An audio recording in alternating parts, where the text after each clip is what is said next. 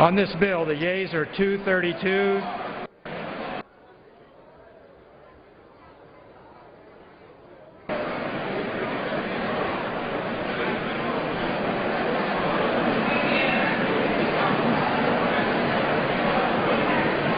All right, that's it. After that, I'm not doing it.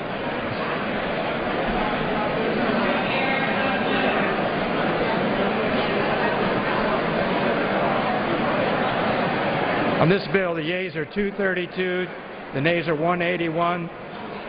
The bill is passed, and without objection, the motion to reconsider is laid upon the table. The unfinished business is the vote on ordering the previous question on House Resolution 322, on which the yeas and nays are ordered. The clerk will report the title of the resolution.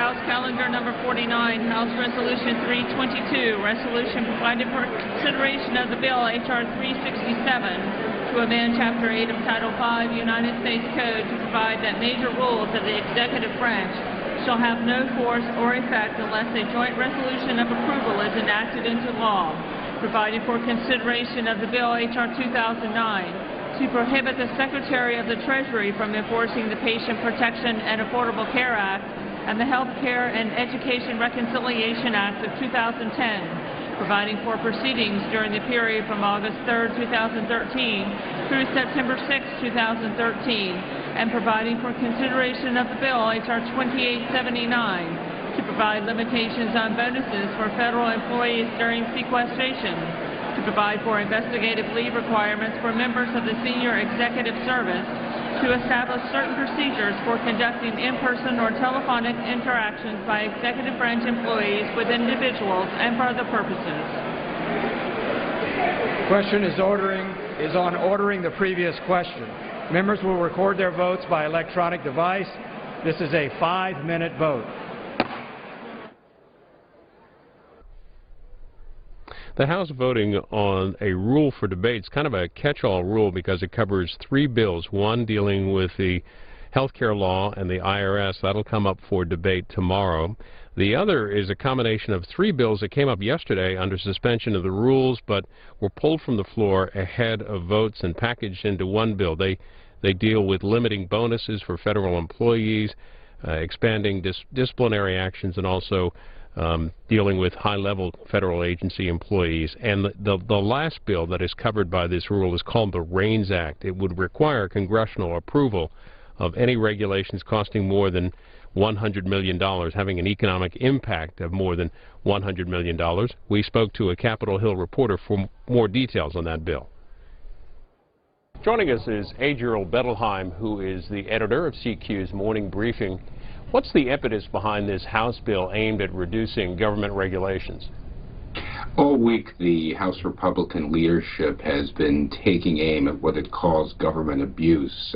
They're trying to give members some talking points as they go back to their districts for the August recess, try to whip up some of the anti-Washington fervor that they believe appeals to their base. So there's a package of about 8 bills that they've been passing that in one way or another take aim either at federal workers who've been behaving badly or do things that are perceived as helping average citizens feel more empowered.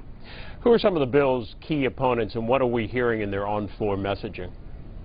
Well, the White House would be the most prominent opponent. They slapped a veto threat on this, saying it's an unprecedented restriction of government rulemaking that has no justification. And of course, most of the congressional Democrats are against it, and it's very unlikely that the Democratic-controlled Senate would pick up such a bill. Essentially, what they're saying is that government agencies that make rules already have to abide by the laws that give them power to make the rules. They have to do cost estimates. The administration says it's taking great efforts to minimize the cost of new regulations, and that this would essentially take draft rules and send them into months-long limbo through the process that it prescribes. Well, is this bill meant to be broad, or do supporters of the bill have specific agencies and regulations in mind? Well, it is a one-size-fits-all approach, but they say there's about 85 or so rules each year that have an economic effect of $100 million or more. And they mention, among others, EPA, Transportation, Homeland Security, and the Commerce Department that seem to have done a fair amount of these rules of this magnitude in the last 5 or so years. Well, of these 85 rules per year, who determines that? Who says this is going to have an impact of $100 million or more? Well, these are subjected to government cost estimates. In fact, when they publish the rules, they often do have cost estimates. They did that, throughout all of the rules that are coming out for the health care overhaul, for example. But this prescribes a way, once that determination is made, to basically say this cannot be implemented unless Congress specifically passes a law that implements the rule. You mentioned that the White House is opposed to the bill. They've issued a statement of administration policy, and you said you don't think it'll go. The Senate will take it up. Well, why is the House spending its time, House leadership, bringing to the floor bills that deal with the government regulations and bills of this type?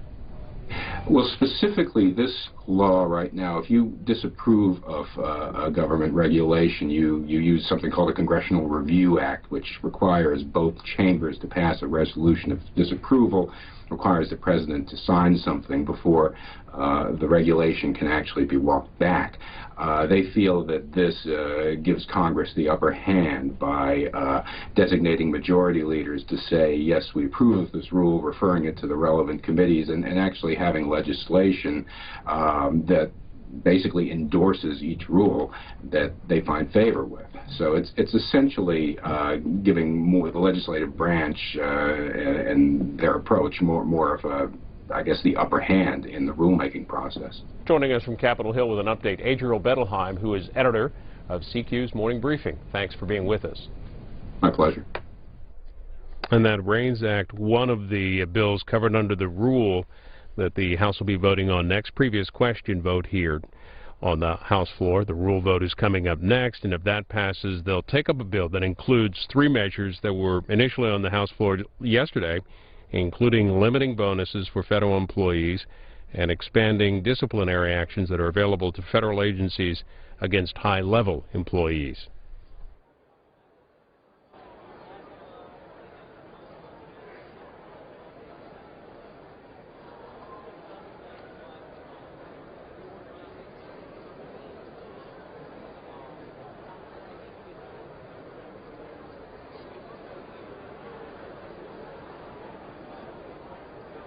On this vote, the yeas are 222 and the nays are 191.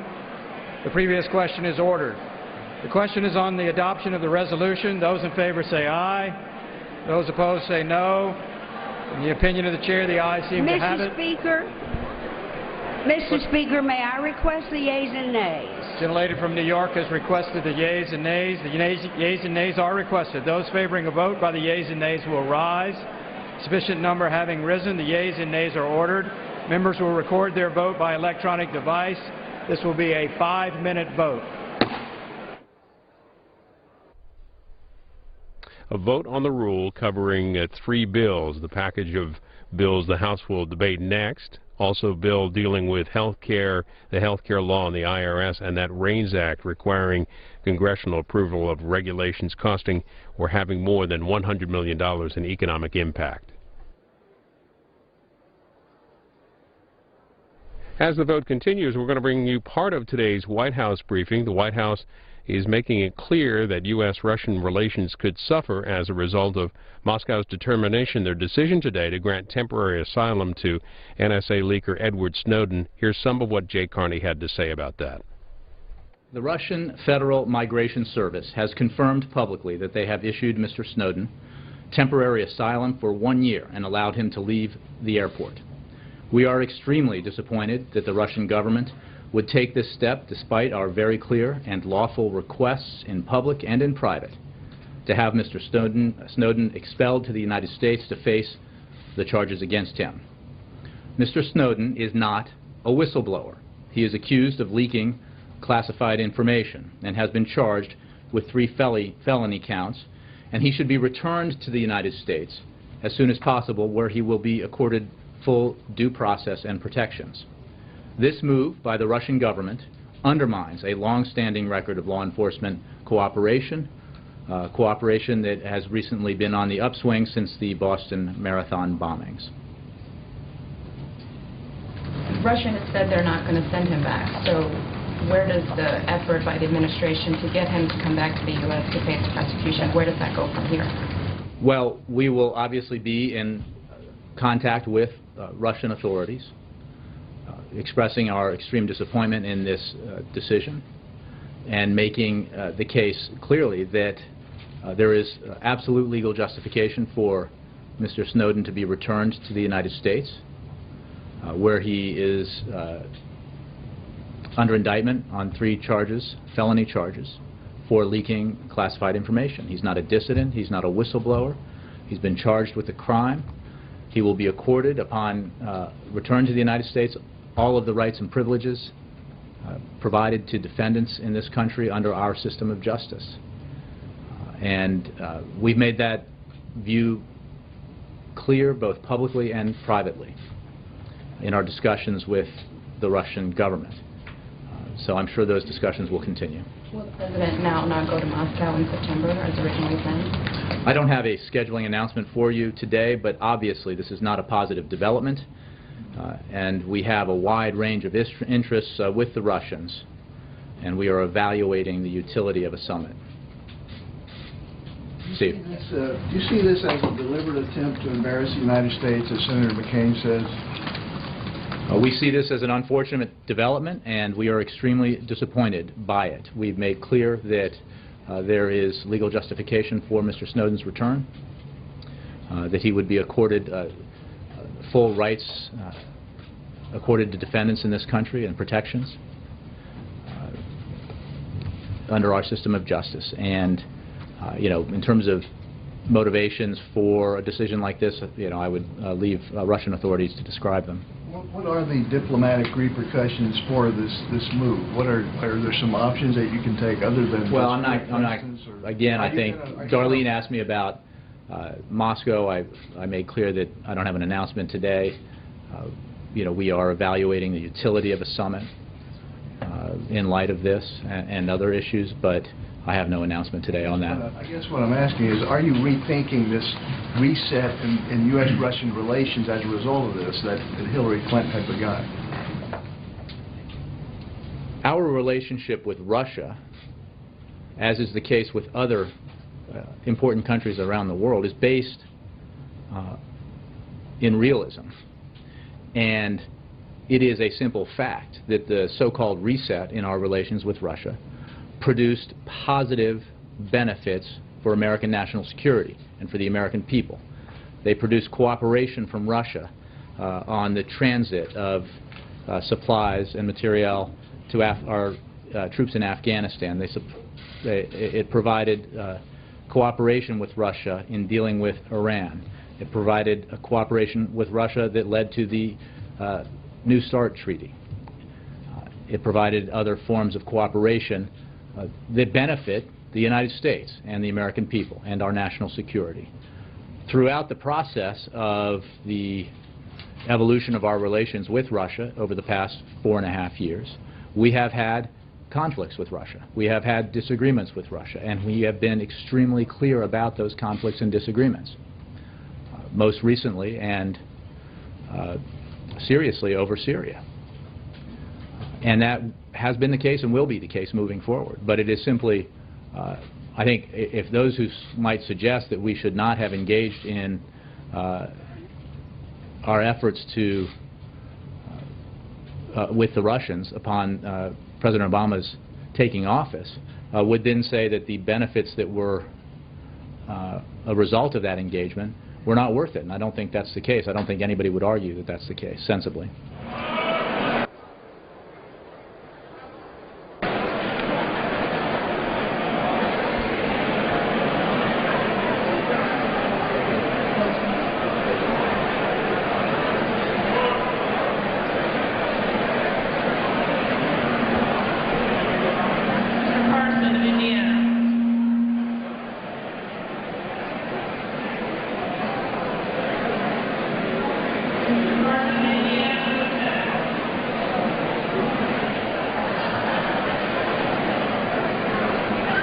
On this vote, the yeas are 223 and the nays are 189. The resolution is adopted. Without objection, a motion to reconsider is laid upon the table. The House will be in order.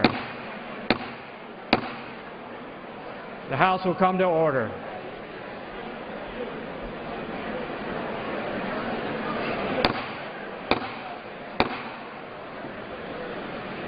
The House will come to order. The House will come to order. For what purpose does the gentleman from Alabama seek recognition? Mr. Speaker, I ask unanimous consent to address the House for 1 minute. Without objection, the gentleman from Alabama is recognized. Mr. Speaker, as many of our colleagues know, tomorrow will mark my last day to walk onto this House floor as a member of the United States House of Representatives. Since I announced my plans to leave this place in late May, a place where I have been so privileged and honored to work for the last 28 years, 18 as a staffer and the last 10 and a half as a representative, the past few days and weeks, as you might imagine, have been rather poignant. So many of you, my friends and colleagues on both sides of the aisle, have been so very kind to offer an encouraging word or to extend heartfelt good wishes as I begin a new chapter in my life as the Vice Chancellor for Government Relations and Economic Development for the University of Alabama System.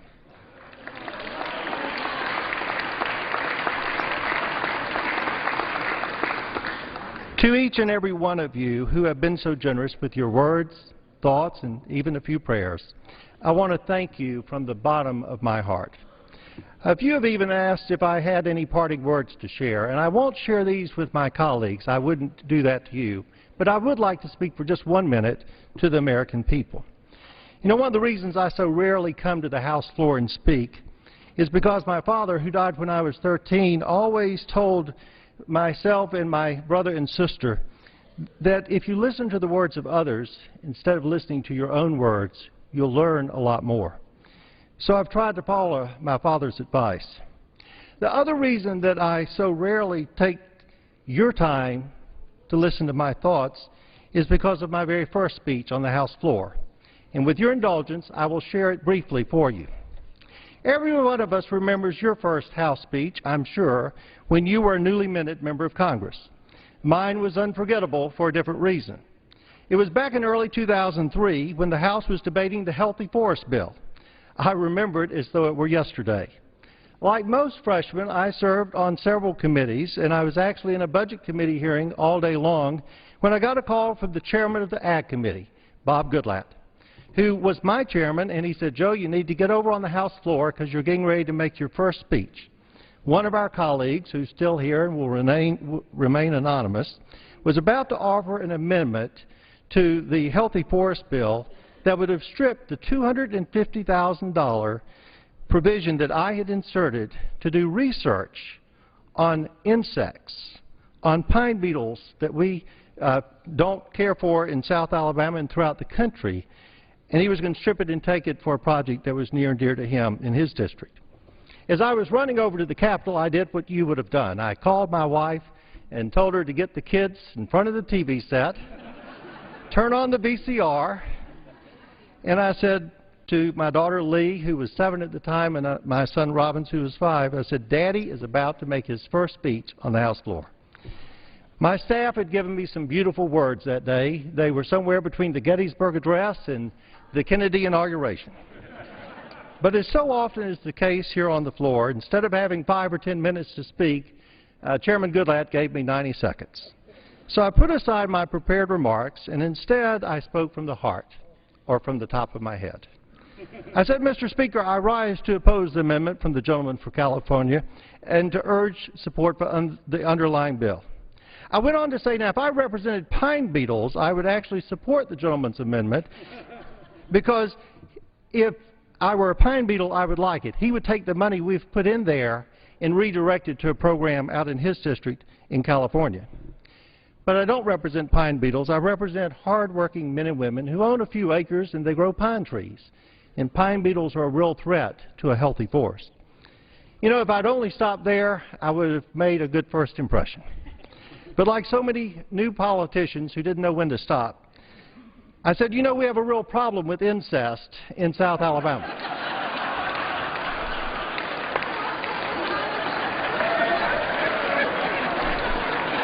I said, in fact, I would venture a guess that we have more problems with incest in my district in Alabama than in any other congressional district in America. Chairman Goodlatte was going like that, and I thought he was saying, preach on, brother, preach on. Instead, he was urging me to shut up. So I got back to my office thinking I'd delivered one of the best speeches on insects ever made. And my staff said, Joe, in about 2 minutes, you just reinforced in the minds of all Americans what we have a problem with in South Alabama. That's the other reason that I don't often speak on the House floor. But fortunately for me, these wonderful people who work here, taking note of every word, knew what I meant to say, not what I did say. I tell that story, Mr. Speaker, in closing for this one reason. You all laughed at that story, as so many others have over the years. And a little laughter from time to time is good medicine, as the doctor says. Perhaps our country needs to laugh a little more often as well, and stop yelling at each other and working closer together. For sure, our great country has many daunting challenges facing us. Sadly, all across our land, there's anger, there's frustration and concern on both sides of the political spectrum about what's going on or what's not going on. Public approval of this body, which we are all so honored to serve in, is at or near an all-time record low. But if I could say one parting word to the American people, it would be this. The men and women that you have elected to represent you in this, the People's House, have different views and positions on the very issues that you have different views and positions on. And by and large, and with rare exception, these are men and women of courage, of integrity, of decency. And they serve along with many, many men and women as staff who work here, oftentimes in the shadows of the spotlight. They serve for the same reason, a common love of country. Make no mistake, Sam Johnson loved America when he was being brutally beaten and held against his will as a prisoner of war for over 7 years in Vietnam, often wondering whether he would ever see his family again. And John Lewis loved his country when he was beaten and bloodied, fighting for the civil rights of all Americans as he was crossing the Edmund Pettus Bridge in the city I was born in, Selma.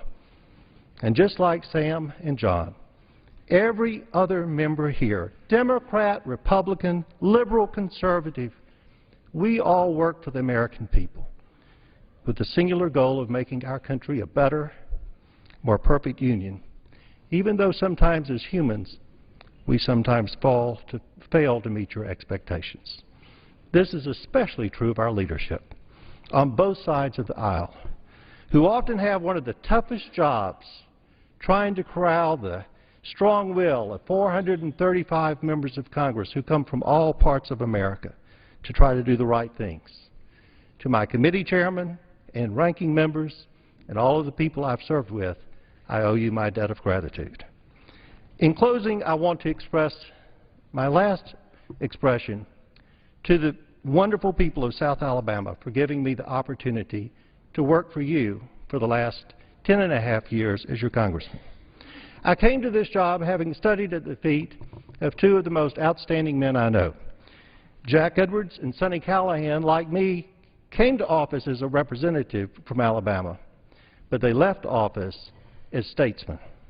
And anything that my staff or I have ever been able to do for the people of my district, it's been to build on the legacy of those two great men.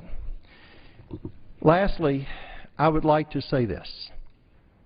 The people of my district have afforded me a rare honor in Alabama, one of only 167 people, men and women, to ever serve in this body. The rest of us, only 10,000 plus men and women, have ever had the privilege of being called a representative of the people. I would be extremely remiss if I didn't say a special thank you to my wife, Janae, our daughter Lee, and my son Robbins, who, like they were 10.5 years ago, are back home in Alabama listening to your daddy talk about incest. Thank you for your love and support. May God bless you, and may God bless America.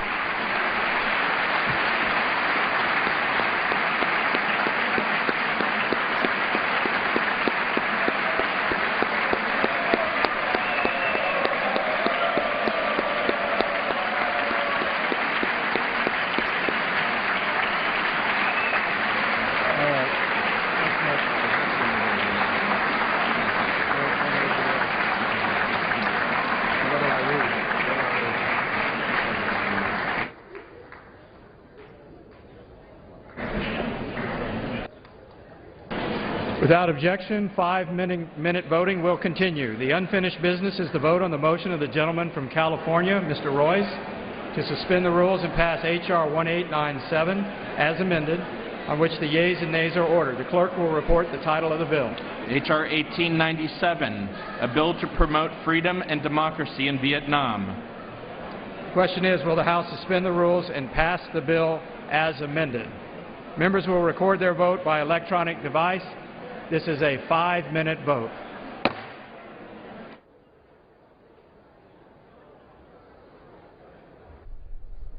And it should be the last vote in this series. The House will take up debate on a package of 3 bills, including limiting bonuses for federal employees. An hour of debate coming up on that.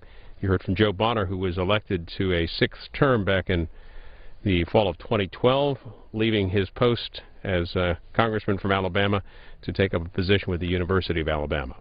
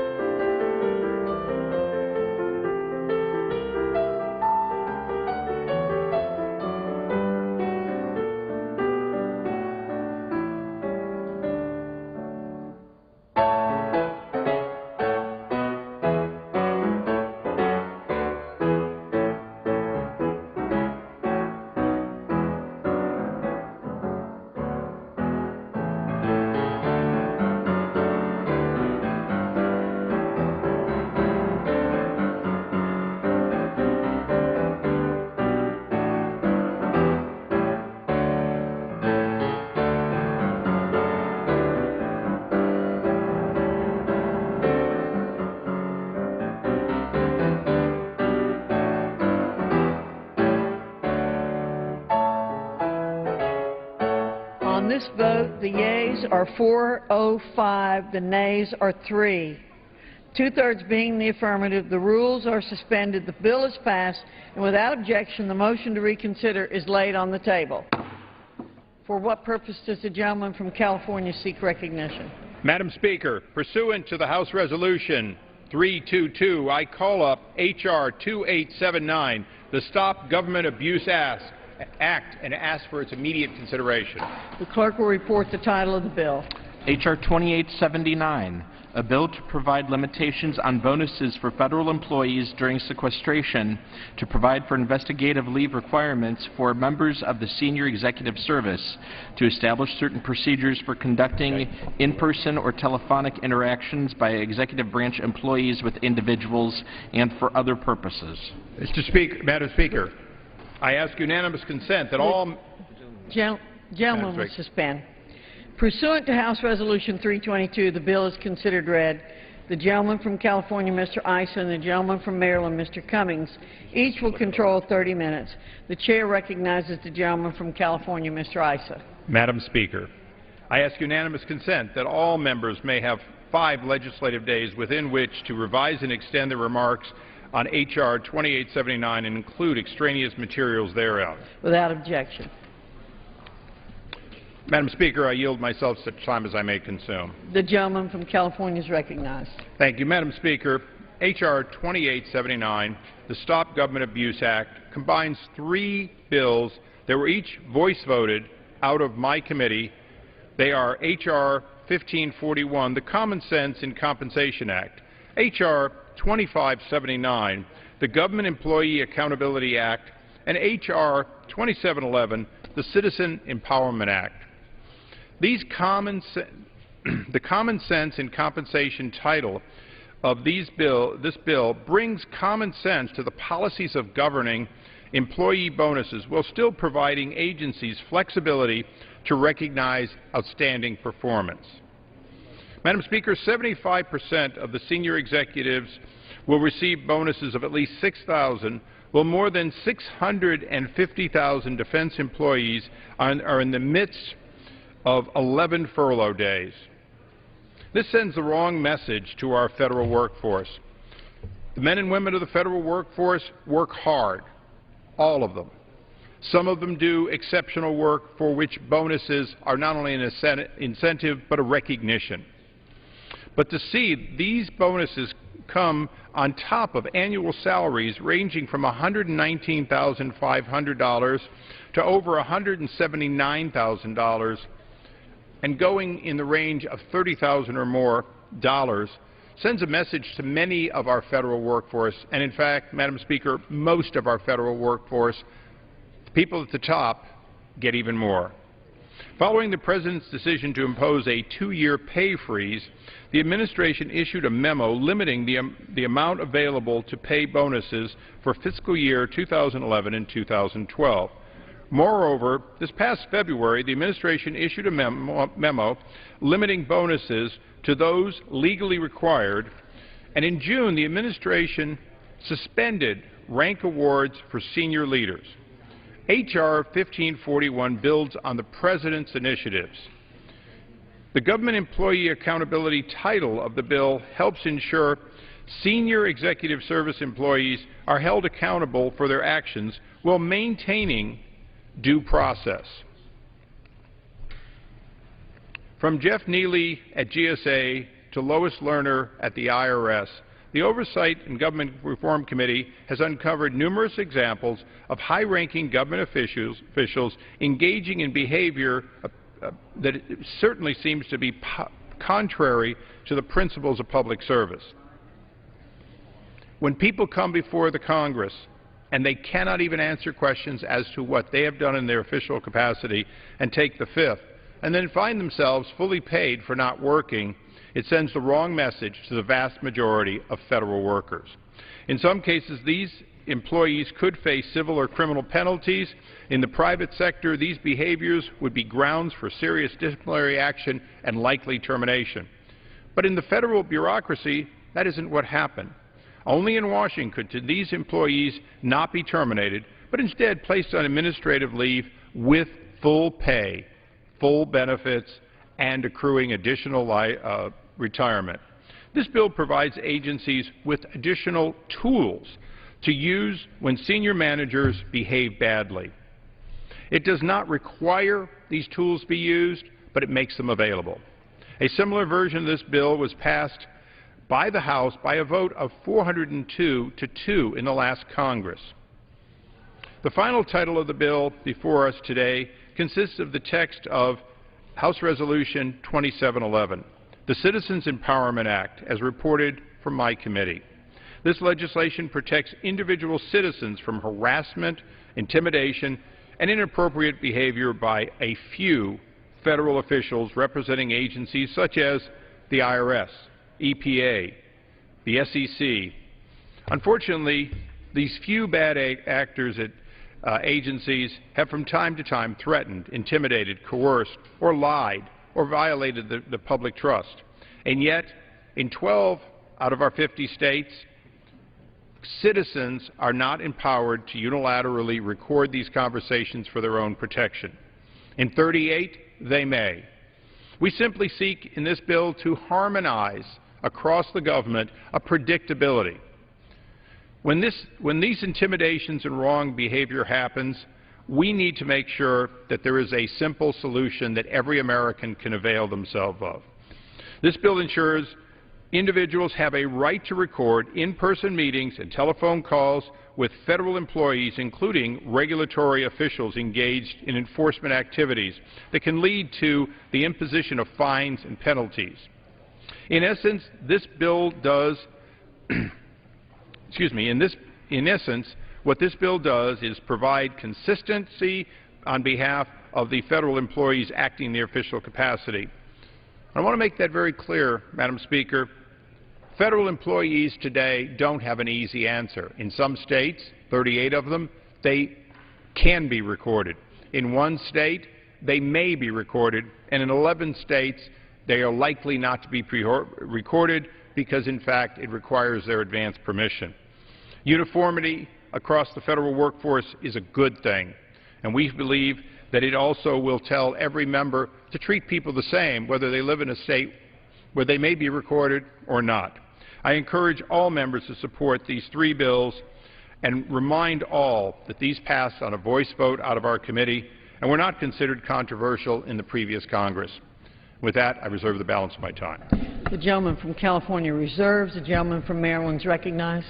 Thank you, Madam Speaker. I yield myself such time as I may consume. The gentleman is recognized. Madam Speaker, I rise in strong opposition to H.R. 2879 and to the failure of this House to address the issue of real concern to the American people and the people of my district. Congress has been in session now for more than 200 days, and yet we have not passed a single bill, not one, to create a single job. The government must be funded by October 1st, yet House Republicans have refused to appoint conferees to resolve a budget resolution after repeatedly calling for regular order. After bringing to the floor a farm bill that gutted the SNAP program, on which tens of millions of hungry Americans depend, including 17 million children, the majority brought a Transportation HUD appropriations measure that would have gutted the Community Development Block Grant Program, the Home Program, Amtrak, and the effort to modernize our nation's air traffic control system. It became clear this week, however, that the majority did not have the votes to pass it. We could be working today to end the damaging cuts imposed by the Ryan budget, which the Republican chairman of the Appropriations Committee called unrealistic and ill-conceived. That's the Republican chairman of the Appropriations Committee. Instead of working on any of these issues, we are wasting the last days remaining before a 5-week recess on a measure that threatens to impede our nation's law enforcement efforts and continues senseless attacks on our nation's civil servants. H.R. 2879, the bill before us now, was thrown together last night from the ruins of 3 bills the majority did not have the votes to pass yesterday. The Rules Committee had to call an emergency meeting last night to push this bill through, and no amendments are being allowed. So what would this legislation do? First and foremost, it would undermine our nation's law enforcement activities. In fact, this bill should more appropriately be called Ignoring the Concerns of Law Enforcement Act. It would allow individuals to record telephone calls and in-person conversations with federal employees, including federal law enforcement agents, without their knowledge. The Federal Law Enforcement Officers Association, the National Association of Assistant United States Attorneys, and the Federal Bureau of Investigation Agents Association have all written letters opposing these provisions. The Federal Law Enforcement Officers Association wrote, and I quote, "This legislation puts law enforcement activities at risk and does a disservice to the brave men and women who are asked to put their lives on the line to protect us from terrorists and criminals," end of quote.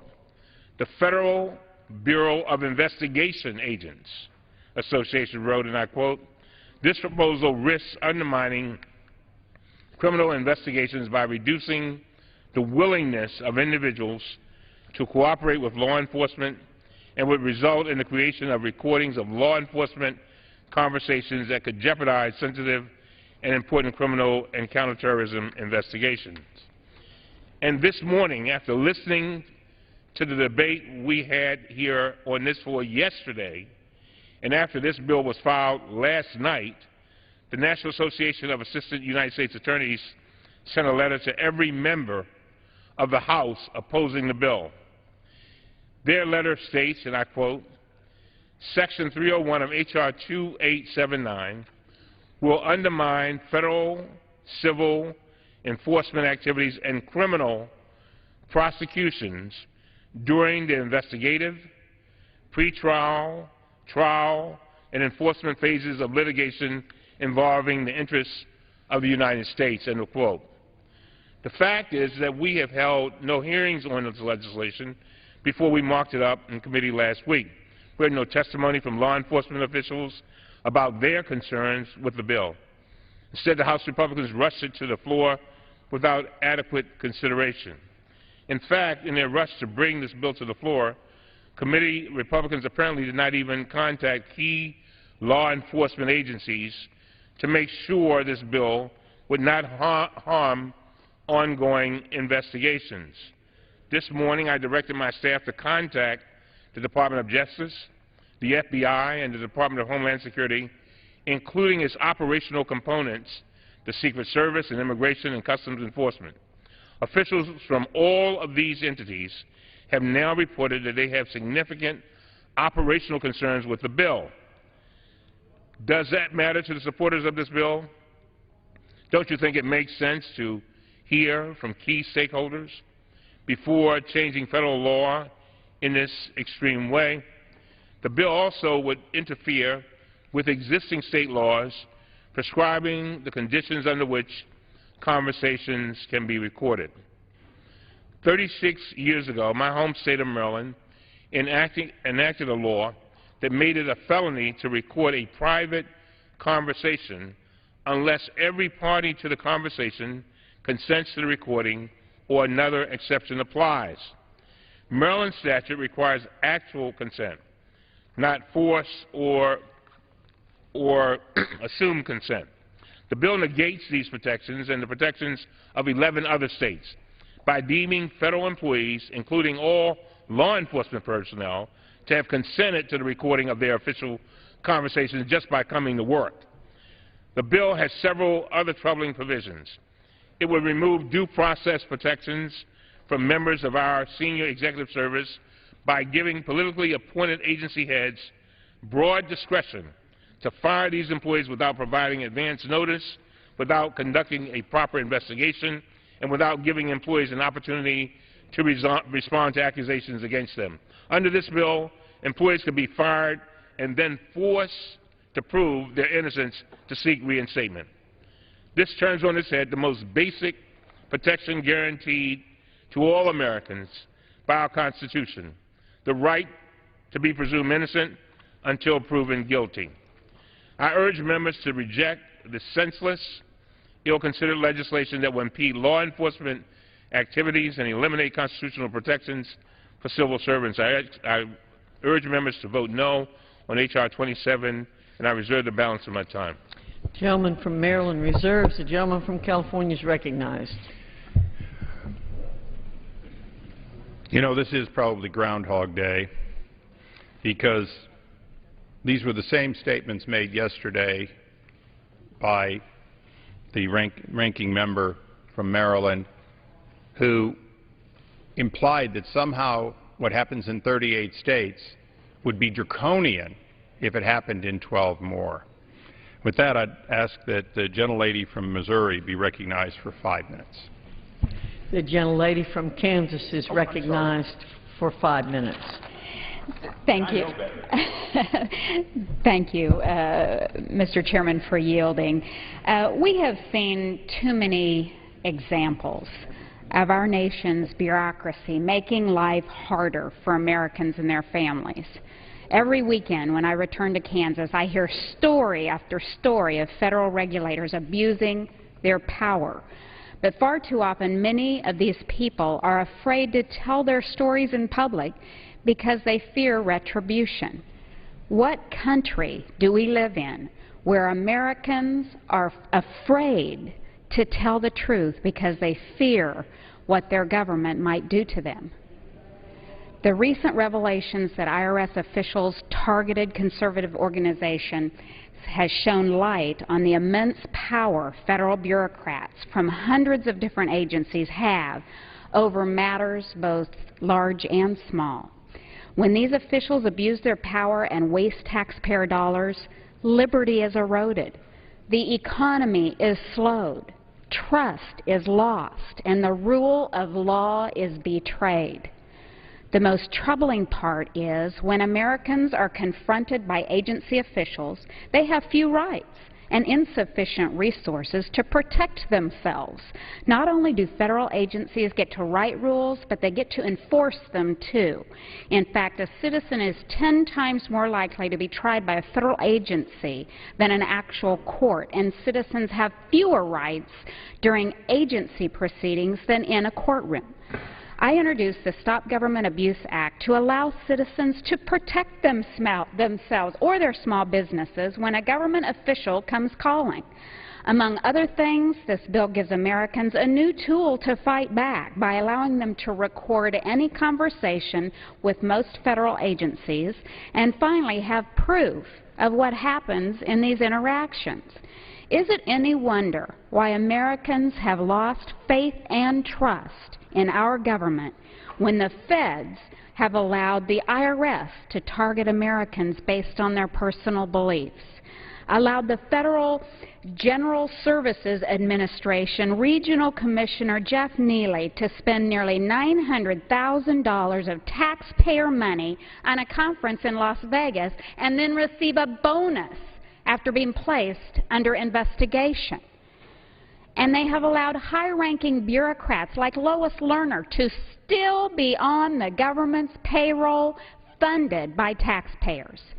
This stunning lack of accountability and transparency in our current system is unacceptable, and the Stop Government Abuse Act is a good first step to help level the playing field between the average American and federal regulators. The vast majority of federal workers are good, patriotic people. But that doesn't mean that an additional check and balance can't help. This bill does not villainize federal employees, and as long as they're doing their jobs properly, they have not a thing to worry about. Unfortunately, with all the recent scandals, we have heard about far too many federal employees who have had the luxury of playing by different rules than the rest of the hardworking men and women in this country. This must end, and the Stop Government Abuse Act helps do just that. Parts of this legislation already passed the House last year after news broke of the GSA scandal, but the Senate never acted on the legislation. It's time to do something about this, and today I demand action be taken. While Americans are toiling across this country in factories, on farms, and elsewhere to make ends meet, Lois Lerner, is collecting her full paycheck. This bill would allow agencies to fire reckless employees on the spot and stop those under investigation from receiving salaries paid for by the very taxpayers they abused. It's time to stand up against big government overreach and abuse. Americans deserve a government that expands their rights, not the rights of big government. Enacting the Stop Government Abuse Act will help restore trust in our government and get big government out of the way of our economy. And I yield back. The gentleman from California continues to reserve. The gentleman from Maryland is recognized. Thank you, Madam Speaker. I yield 3 minutes to the distinguished gentlelady from the District of Columbia, Ms. Norton. The gentlelady is recognized for 3 minutes. I thank the gentleman for yielding and for the wise words of his opening statement. I also thank him for retrieving the views of law enforcement officials, inasmuch as we had no hearing on this bill, and they were very informative.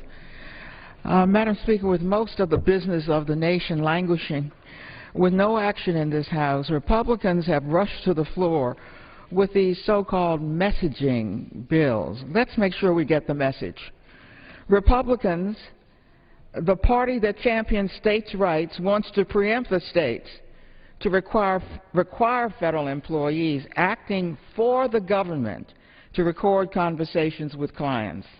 Republicans, the party that wants the federal government to operate like the private sector and pay people on the basis of merit, wants to deny bonuses to federal employees who deserve them, regardless of merit. Perhaps worst of all, Madam Speaker, Republicans who spent most of this term accusing IRS employees of denying due process to Republican organizations now propose to fire SES employees without due process. And get this, the Republican version of due process is to give the employee the right to apply for reinstatement to the political appointee who fired him. Then, after the fact, having never had a hearing, the dismissed employee can now appeal to the MSPB. This last one, of course, reverses the age-old principle of innocent until proven guilty, but is much worse. Not only is there no due process, there's no process at all. You're fired.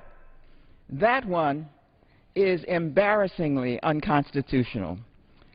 These are messaging bills, all right, Madam Speaker, and we get the message. Republican principles apply, except when they don't. I yield back the balance of my time. The gentleman from Maryland reserves. The gentleman from California